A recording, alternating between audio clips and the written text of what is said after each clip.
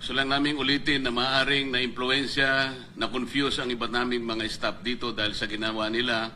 Akala po nila yung 12 pinangangatwirana, nagsasite pa po sila ng jurisprudence, Abilino versus Cuenco.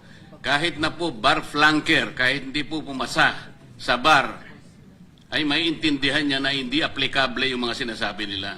Pati po yung sinasabi nila noong panahon ni Senate President Drilon, 12 lamang po ay okay na pong maging quorum. Alam po ninyo, isa lang po para maintindihan lahat po ng mga kababayan nating nakikinig.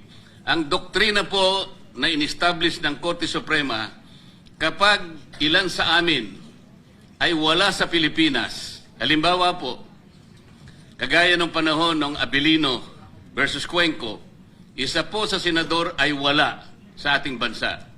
Pagka po ang isang senador ay wala sa ating bansa, labas siya sa coercive jurisdiction po ng Senado.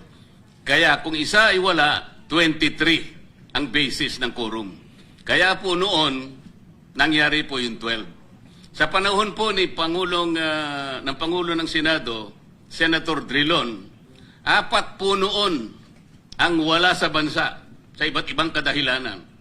Kaya ang basis po ng quorum noon ay 20. Kaya kahit 11 lang sila, pwede ang quorum. Sa panahon po namin ngayon, ikinulong po nila si Senator Jinggoy.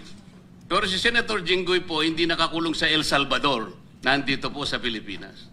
Si Senator Bato, wala naman pong determination na nakalabas siya ng Pilipinas. Gusto lang nilang ilabas sa Pilipinas para malusaw nga po yung bilang namin. Yun lang po, para pakatandaan ninyong mabuti. Lahat po ng sasabihin nila, ililinlangin kayo, ililigaw kayo. Nailigaw po yung ilan naming mga empleyado rito.